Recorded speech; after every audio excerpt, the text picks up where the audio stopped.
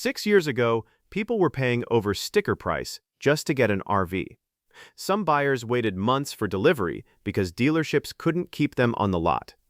Neighbors were bragging about the deal they got, even when the deal wasn't really a deal at all. Today, drive past almost any RV dealership and you'll notice something that would have been hard to imagine just a few years ago. Rows and rows of motorhomes and travel trailers sitting on the lot, waiting for buyers. Thousands of used RVs are sitting on Facebook Marketplace, some of them for months at a time. Dealers are offering discounts that would have been unthinkable during the pandemic. So what happened? Did Americans suddenly stop loving RVs? Or is something much bigger going on? Welcome back to Roadside Randy, where I help everyday Americans make smarter decisions about RVs, trucks, and life on the road. Today we're walking through the real reasons so many RVs are hitting the market this year, from the least surprising all the way up to the reason that actually reframes this entire story. Stick with me because by the end of this video, you'll understand something most headlines are getting wrong. Let's get into it. Number 10. The pandemic boom is finally working its way out of the system. Back in 2020 and 2021, RV sales went through the roof. People were stuck at home, travel felt risky, and the open road looked like the safest vacation in the country. Manufacturers ramped up production to keep up. Dealers ordered as much inventory as they could get their hands on, and millions of Americans bought their very first RV. Fast forward to now, and a lot of those units are simply aging out. Owners who bought 5 or 6 years ago are at the natural point where they either upgrade, downsize, or step away from RVing altogether. That alone puts a wave of used inventory back on the market every single year. But this year, that wave is bigger because it lines up with the peak of the buying boom finally cycling through. If you bought during that rush, there is nothing wrong with selling now. You got years of use out of that unit. But that's not even close to the biggest reason people are letting go of their RVs this year. Number 9. Dealer inventory is stacking up fast. Industry reporting earlier this year showed new RV shipments down sharply compared to last year, with towable RVs like travel trailers and fifth wheels hit especially hard. When new units stop moving off the lot, dealers end up sitting on more inventory than they want, and that pressure trickles straight down into trade-in offers. Some dealers now have months' worth of inventory sitting on their lots instead of the few weeks they were carrying during the pandemic. Maybe you've noticed that yourself, row after row of unsold motorhomes that never used to sit there that long. Here's what that means for owners. If you walk in hoping for a strong trade-in value right now, you may be disappointed because dealers are protecting their own margins on units that are already piling up. That's pushed a lot of owners to skip the dealer altogether and sell privately instead, which adds even more listings to the used market you're seeing online. For buyers, that's actually worth paying attention to, and we'll come back to why. But first, let's talk about something that's hitting owners right in the wallet every single month. Number 8. Insurance and maintenance costs have crept up quietly. RV insurance premiums have risen over the past couple years, right along with auto insurance in general. Add in the cost of tires, appliances, roof seals, slide-out mechanisms, and the occasional big repair bill, and owning an RV has gotten noticeably more expensive to maintain than it was even 5 years ago. For a retiree on a fixed income, that matters. A repair bill that used to feel like an inconvenience can now feel like a real financial decision. Some owners are looking at what they're spending each year just to keep the RV road-ready, comparing it to how many nights they actually used it last season, and deciding the math doesn't add up anymore. If that sounds familiar, you are not alone. But maintenance costs are just the beginning. Wait until you see what fuel is doing to people's travel plans. Number 7. Fuel prices are reshaping how far people are willing to travel. Whether you're towing a fifth wheel with a heavy-duty truck or driving a Class A motorhome, fuel is one of the biggest line items in any RV trip. When prices climb, that dream loop around the country starts looking a lot more expensive on paper than it did when you first bought the rig. Some owners are adjusting by taking shorter trips closer to home. Others are deciding that if fuel costs mean they're only using the RV a few times a year, it might make more sense to sell it and rent one for the trips they still want to take. Neither decision is wrong. It's just math, and more owners are doing that math honestly this year. Before we get into the next reason, if you're finding this helpful, go ahead and hit that like button and subscribe if you haven't already, and turn on notifications so you don't miss the videos where I break down real deals and real numbers on this channel. Now let's talk about something that's changed just as much as fuel prices, and that's the cost of actually parking the thing. Number 6. Campground and storage costs have climbed too. It's not just the RV itself.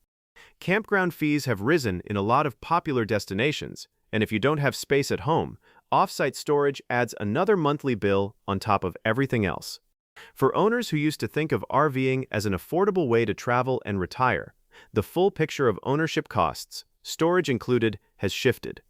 This is one of those quiet reasons that doesn't make headlines, but when you stack it with insurance, maintenance, and fuel, you start to see why some owners are simply tired of the math.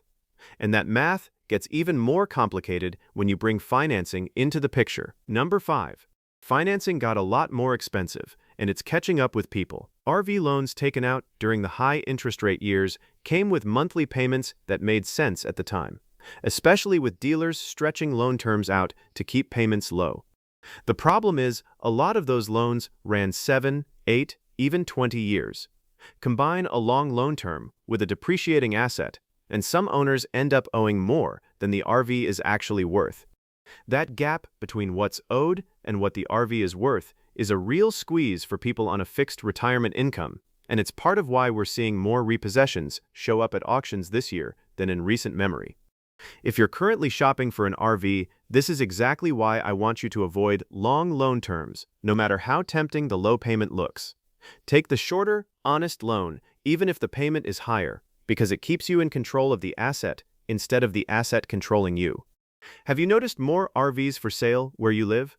Let everyone know in the comments, because I genuinely like to know how this is playing out region by region. Now, this next reason surprised even longtime RV dealers I've talked to, because it has nothing to do with money at all. Number 4. A lot of people bought the wrong RV. Imagine retiring, buying your dream Class A motorhome, then realizing 6 months later you're nervous every time you have to fuel it up or back it into a campsite. That story plays out more often than you'd think. We've all seen those listings that have been sitting online for months, and when you read the description closely, you start to notice a pattern. Owners quietly admitting the rig was too big to get into their favorite campgrounds, too difficult to back into a tight site, too heavy to tow comfortably with the truck they already owned.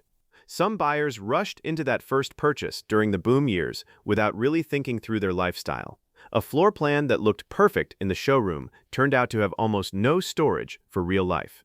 A motorhome that felt exciting to drive off the lot turned out to be intimidating on a mountain pass.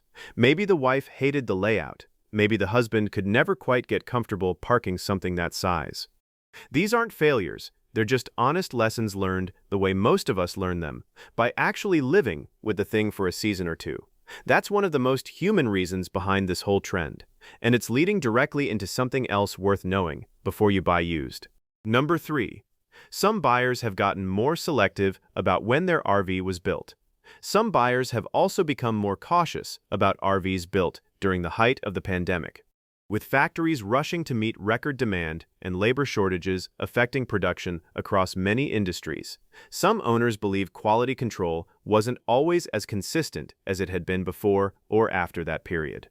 That's made certain buyers more selective when shopping the used market, paying closer attention to build dates, walking through units more carefully, and asking dealers more pointed questions before signing anything. That's not a reason to be afraid of the used market. It's a reason to be a smarter shopper in it, and we'll talk about exactly how to do that in a minute. Number 2. Lifestyle changes are pulling people away from full-time travel. During the pandemic, a lot of Americans discovered remote work, and RVing became a genuine lifestyle option, not just a retirement dream. As more companies have called employees back to offices, that group of full and part-time RVers has shrunk. At the same time, some retirees who bought an RV expecting years of full-time travel are finding that grandchildren, health considerations, or simply changing interests are pulling them back toward a more settled life closer to home. Maybe your neighbor just put their fifth wheel up for sale for exactly this reason. It isn't a failure on anyone's part. Life changes, and RVing is supposed to fit your life, not the other way around. And that brings us to the reason that ties this entire video together. Number 1. Americans aren't abandoning RVing. They're abandoning the RVs they bought during the pandemic. This is where almost every headline gets the story wrong. When you look closely at who's selling and what they're doing next, the picture isn't retirees giving up on the open road. It's owners trading oversized motorhomes for something smaller and easier to handle. It's families moving from a bulky fifth wheel into a lighter travel trailer they can tow with the vehicle they already own. It's owners who bought new during the boom now shopping the used market for a higher quality coach at a fraction of the original price. Some are choosing to rent for a few trips a year instead of owning full-time. The lifestyle isn't disappearing, it's maturing. In fact, many of the people selling today will probably own another RV within the next few years. Just one that's a better fit for the way they actually travel. And that maturing is exactly what's creating the opportunity underneath all of this. More sellers means more selection and real negotiating power for buyers who take the time to look. Dealers with 2026 model year units are motivated to move that stock before next year's models arrive. Private sellers who've had a listing sitting for months are often ready to talk seriously about price.